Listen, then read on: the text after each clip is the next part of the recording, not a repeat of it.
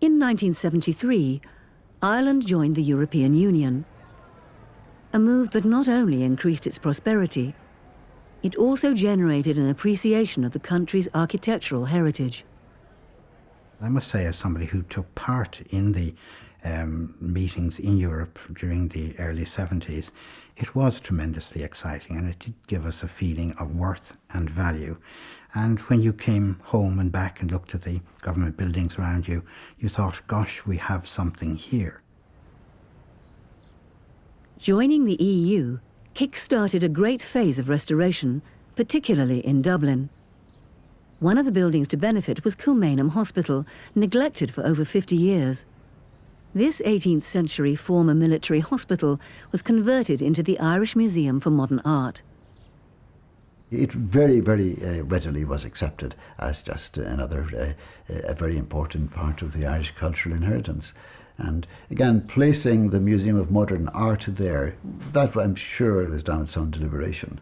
In other words, to give it a modern focus, as they're saying, from its, shall we say, to counterbalance some of its historical connotations. I mean, could it have happened in the 1960s?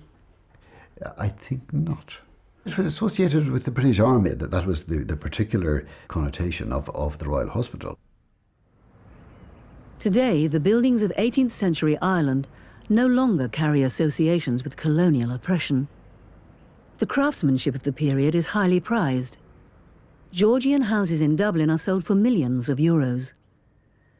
The big house is rising from ruin. Having spoken quite recently to one owner who bought a house and spent quite a lot of money on restoring it, asked him the very question as to why did they buy a house, spend so much money restoring it when they could have invested in a modern mansion.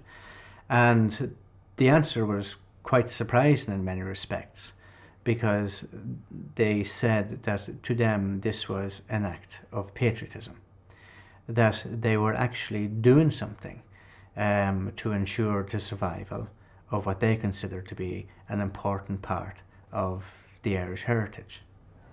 It's not just the big house that's enjoying a renaissance.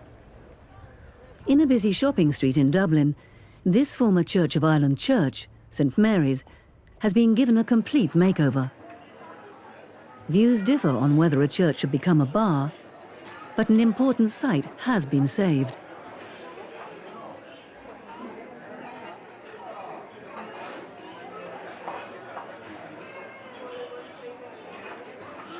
St Mary's was built in 1704, but it was in a state of serious decay when the builders moved in 1998. When we took ownership of the building at that stage had 300 resident pigeons within the building, on this level for instance, which happens to be the oldest gallery church in Ireland. The floors up here were unsafe. We had dry rot and wet rot within the building as well too. So it was nearly starting from scratch. There's no question that if I knew then what I know now, I would have, as my wife says, taken a deep breath until the moment had passed. However, when you start into a project like this, I was naturally enthusiastic.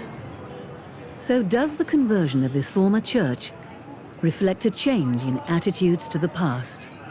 I think the building slightly reflects the fact that Ireland has moved on an awful lot in the past 15 years, in that the customer, and from my perspective, is able to come in and enjoy themselves in a contemporary use and a contemporary fitting out of an old building for an alternative use, yet at the same time able to enjoy the history associated with the building. And it gives Irish people in some respects, Dublin people in some respects, another type of area which they can be proud of.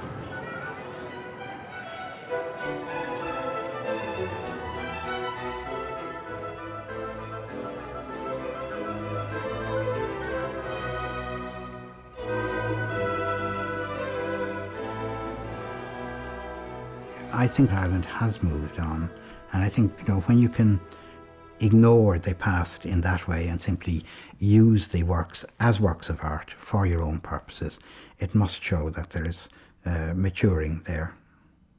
or a degree of forgetting. In the same way that we have moved on, for example, from the disastrous effects of civil war in Ireland, where up to possibly as late as 20 years ago, it was difficult for historians perhaps to write about it, or it was difficult for politicians to talk about it. And in the same sense, we have gradually moved far enough away from seeing country houses as being symbols of colonialism or oppression or whatever, to regard them rightfully as part of Irish heritage.